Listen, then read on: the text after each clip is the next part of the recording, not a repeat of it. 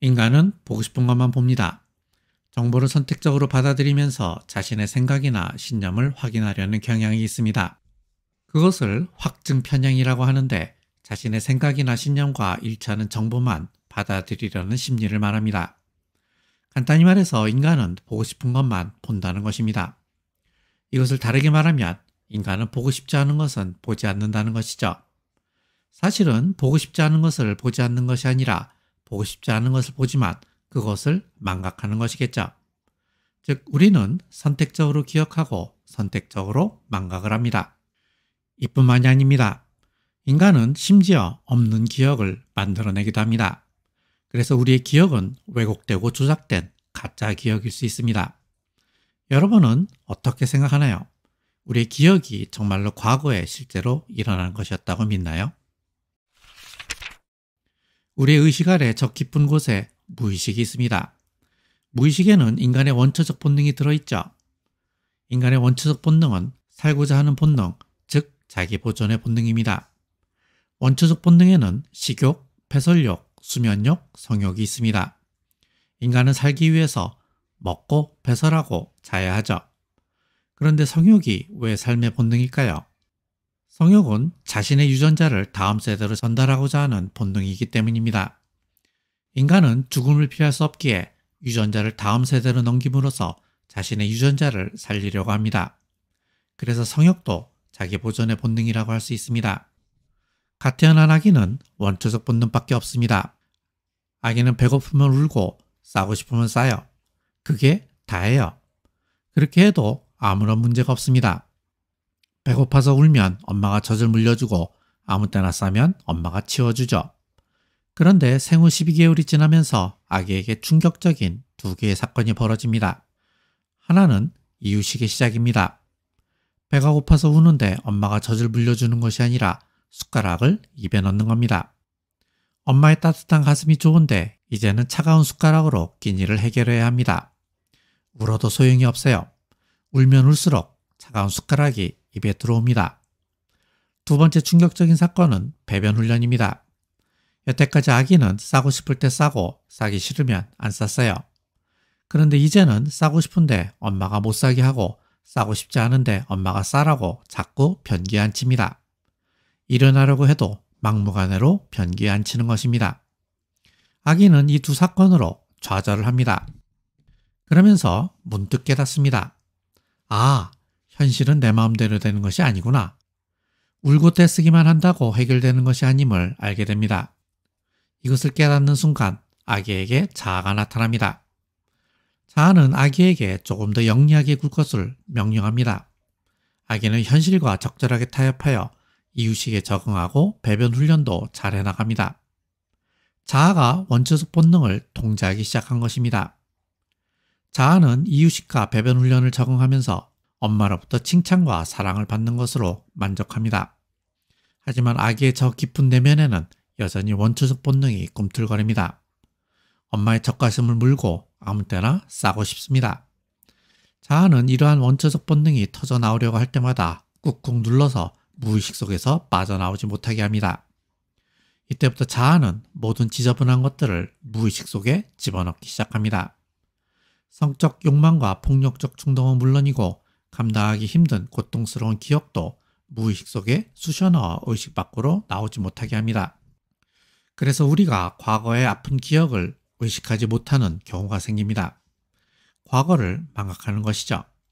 과거의 아픈 기억을 의식으로 떠올리면 상처받기 때문에 무의식 속에 꼭꼭 밀어넣는 것입니다. 이러한 망각을 아주 잘 보여주는 영화가 있습니다. 마틴 스콜세지가 감독하고 레오나르도 디카프리오가 주연한 셔터 아일랜드라는 미스테리 영화입니다. 정신병 범죄자들을 가두고 있는 감옥섬 셔터 아일랜드에서 수감자 한 명이 실종되는 사건이 발생합니다. 이 사건을 수사하기 위해서 연방수사관 테디와 그의 파트너가 감옥섬에 들어갑니다. 테디에게는 아픈 과거가 있습니다. 방화범이 저지른 화재에 아내가 죽었던 것입니다. 그 방화범이 이 섬에 수감되어 있던 정보를 입수합니다. 그래서 테디가 이번 수사를 자원했던 것이죠. 테디는 수사를 하던 중 이 섬에서 거대한 음모가 벌어지고 있다는 몇 가지 단서들을 발견합니다.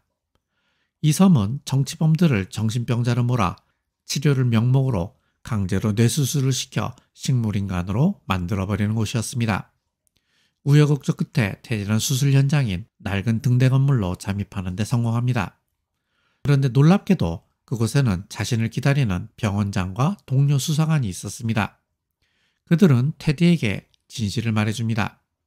테디는 연방수사관이 아니고 사실은 정신병원에서 2년째 치료를 받고 있는 환자였습니다. 동료 연방수사관이라고 생각했던 사람은 테디의 주치의였죠. 그들은 테디에게 그의 진짜 과거를 말해줍니다. 그의 과거란 이런 것입니다. 테디의 아내는 정신이상 증상을 가지고 있었습니다. 하지만 테디는 그런 아내를 방치하고 술독에 빠져 살았죠.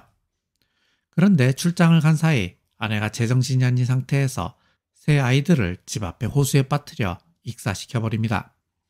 집에 들어간 테디는 슬픔과 분노에 못 이겨 아내를 총으로 쏴 죽입니다. 이 사건으로 테디의 멘탈이 붕괴되고 허구의 세계로 빠져듭니다.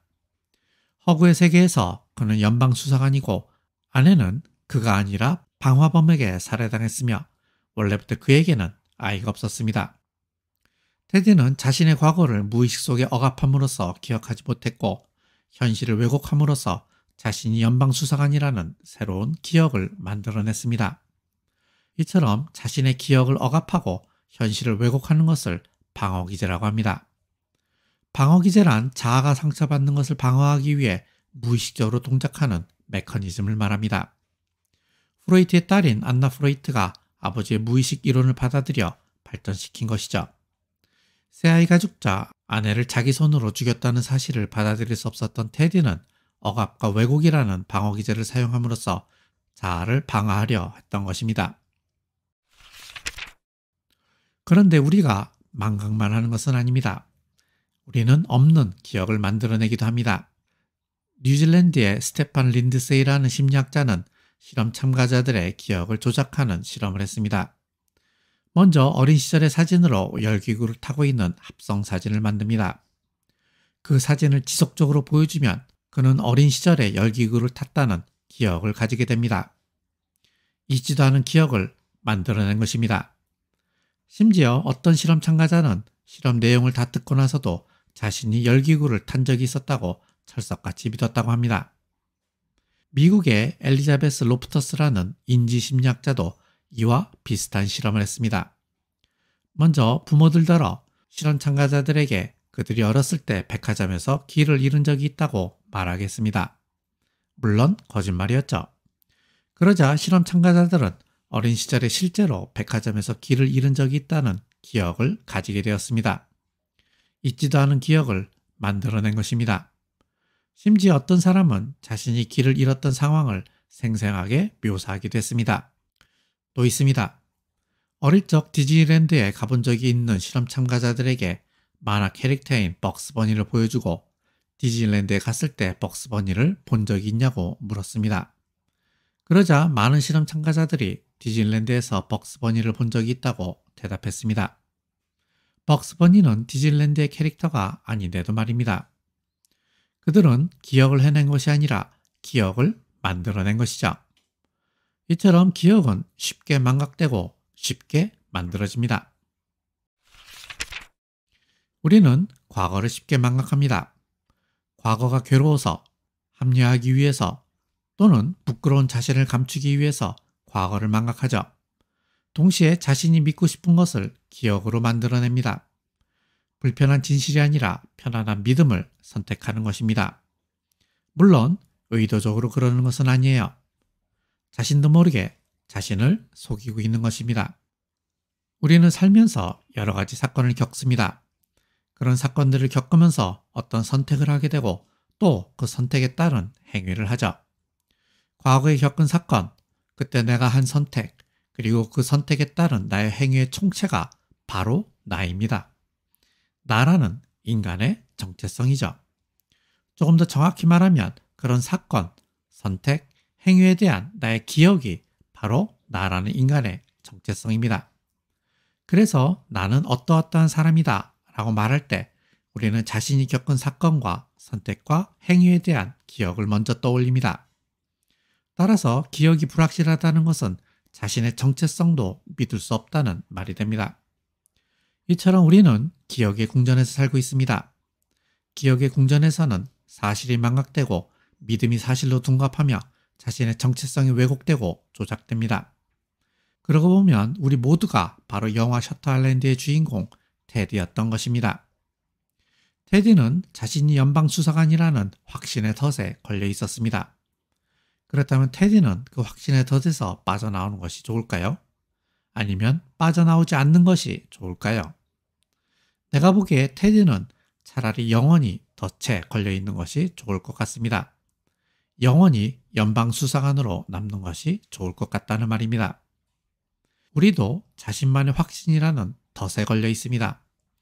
그 확신이라는 덫에서 빠져나오는 것이 좋을지 아니면 덫에 그냥 걸려 있는 것이 좋을지 선택하는 것은 여러분의 몫입니다. 물론 선택한다고 쉽게 실현되는 것은 아니지만 말입니다. 여러분은 불편한 진실과 편안한 거짓 기억, 그 중에 무엇을 선택하고 싶으신가요? 오늘 이만 마치죠.